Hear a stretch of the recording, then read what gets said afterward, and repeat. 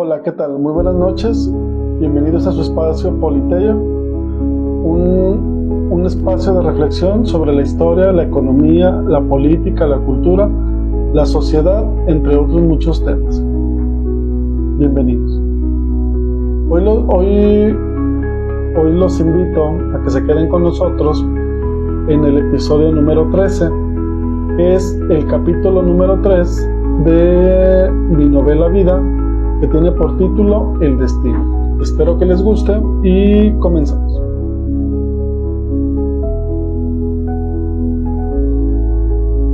Capítulo 3. El Destino.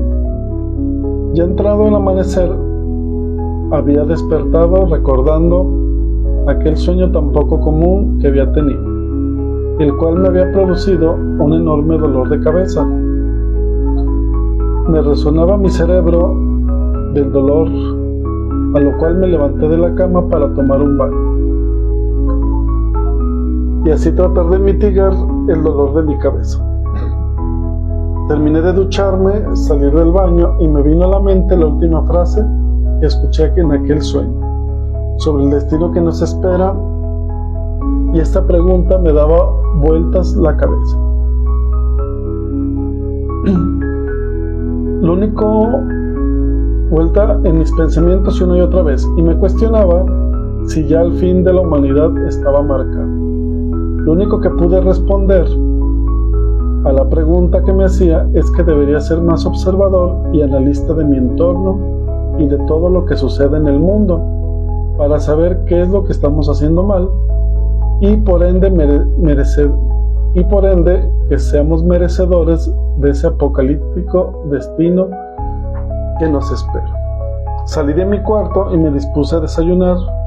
Estando ya en la cocina y mientras lo hacía me serví un poco de jugo de naranja. No podía imaginar qué pudiera hacer o en qué medida yo estaba contribuyendo para el semejante destino que nos esperaba. No comprendía, estando sentado contemplando mi desayuno, el por qué se nos estaba juzgando tan severamente por algunas personas que no eran en sí todo el mundo. Yo lo que propondría en ese caso sería marcar la destrucción para ese puñado de gente mala y así poder garantizar una vida en comunidad con todos los hombres y mujeres de cualquier raza, credo, religión y posición social. Terminé de desayunar y me dispuse a salir de la casa para caminar unos momentos. El día se encontraba lleno de nubes y hacía un poco de viento, y pude darme cuenta de que ya no miraba las cosas de la misma manera. Ya no las veía de la misma manera como las veía antes de aquel sueño. Ahora era más analista, no solo con el clima, sino con todo lo que pasaba a mi alrededor, y me preguntaba el porqué de todo lo que contemplaba, y trataba de responderme a mí mismo tales cosas o actitudes de las personas. A partir de ahí comencé a comprender cuál era nuestra parte de la culpa del destino que nos aguardaba y que nos marcaría al final de nuestra raza y de nuestro mundo. Caminaba y veía a mi alrededor los grandes errores de la humanidad en mi propio entorno, cosa que no podía imaginar hace apenas unos días, antes del sueño que me revelara nuestro destino, y ahora lo estaba observando atónito. Por ejemplo, observé a un grupo de niños jugando a la guerra, niños armados con sofisticadas armas de juguetes, lanzadoras de dardos de plástico, disparando, como ellos decían, a matar al enemigo. Nosotros los adultos que pregonamos tanto el rechazo a la violencia, que consideramos a la guerra un acto cruel y sin sentido, algo que está fuera de toda lógica, y entonces me pregunto, ¿por qué hombres tan racionales inducimos a nuestros niños a la violencia, comprándoles juguetes en formas de armas sofisticadas que son una réplica exacta de armas que en otras partes del mundo asesinan sin miramientos a niños, hombres y mujeres, y nosotros, en reconocimiento a ese poder destructivo, las hacemos juguetes para que la disfruten nuestros niños. Que cada generación son más insensibles a todos los actos de violencia que ocurren en este mundo. Y todo lo que aprenden los niños lo van a utilizar siendo adultos, tanto para destruir a sus enemigos, que a lo mejor fueron sus amigos de la infancia, como para enseñar a las próximas generaciones a ser más violentos.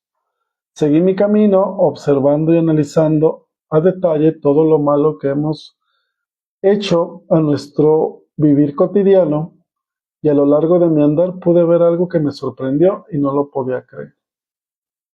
La escena estaba compuesta por un malviviente que estaba intoxicado parado en la esquina de una calle, y de pronto llegó su pareja de esta persona, que a lo mucho tendría 16, 17 o 18 años, la cual llevaba un bebé entre sus brazos, que apenas tendría algunos meses de nacido. Se lo dejó a este malviviente y ella se marchó en ese mismo instante. Yo me encontraba en la esquina de enfrente, cruzando la calle, observando esos hechos. De pronto el malviviente, en total estado de intoxicación, toma al bebé y lo besa en su mejilla para después sentarse en el suelo de aquella esquina. Al mirar aquello, me di cuenta y comencé a caminar, y me reprochaba de las grandes estupideces que hacemos los seres humanos al criar y educar a nuestros niños que vivirán en este mundo, y me cuestionaba, ¿qué culpa tiene este niño que ni siquiera sabe decir alguna palabra y ya está destinado a vivir una vida estúpida y sin sentido como la de su padre? Y analizaba cosas que suceden y que pocas veces nos sentamos a desmenuzar, como por ejemplo, ¿y qué culpa tiene ese niño de su papá lo golpee por el solo hecho de que su papá lo había golpeado a él? ¿Y qué culpa tiene una niña de ser manoseada y ultrajada por el solo hecho de que su mamá sea prostituta o que permita ese trato ofensivo hacia su hija? ¿Y qué culpa tienen los hijos que ven quitándose la vida a sus padres o a su madre por problemas económicos? ¿Y qué culpa tienen los hijos de un matrimonio divorciado, a los cuales se les enseñó que debían de crecer en una familia rodeados de amor, y así deberían de vivir con sus hijos y con sus parejas? Y de pronto, todo aquel mundo que se les creó a base de consejos y enseñanzas, se ven destruidos por un divorcio, en cual nadie les preguntó nada, pero que al mismo tiempo son los más afectados. ¿Y qué culpa tienen los niños que son enseñados a cometer los mismos errores que cometieron sus padres? Y entonces me surge la duda, ¿para qué venimos a este mundo? ¿A participar en la degradación en la que vive la raza humana, y a ser condenados también a la destrucción a la que ya estamos destinados antes de nacer? Aquella imagen me quedó profundamente grabada en mi corazón y en mi mente, la cual será el futuro, en mi mente, ¿cuál será el futuro de aquel niño con el cuidado y ejemplo de sus padres? Harto de caminar, tomé un coche de alquiler, y mi idea era ir a un lugar donde pudiera pensar, era aislarme un poco. Cuando pude tomar alguno, le indiqué que me llevara a una casa que se encontraba deshabitada y que le pertenecía a mi familia. La casa se encuentra a las afueras de la ciudad. Siempre me dirigí ahí cuando quería estar solo y meditar sobre la cosa que fuera. Ya en el camino, en aquel automóvil manejado por un hombre ya mayor, muy pintoresco en su forma de vestir, seguía pensando sobre todo lo que había acontecido dentro de mi cabeza. Dentro de la Cuando de pronto, en el cruce de un semáforo donde indicaba alto, el taxi se detuvo. Había una glorieta dentro de la avenida, y a un lado se encontraba una mujer de aspecto indígena dándole leche materna a un pequeño bebé en sus brazos. Y alrededor de ella se encontraba otros 5 niños, los cuales eran de edades muy cortas. los cuales se encontraban sucios y con huellas de desnutrición. Con sus ojos llenos de angustia y de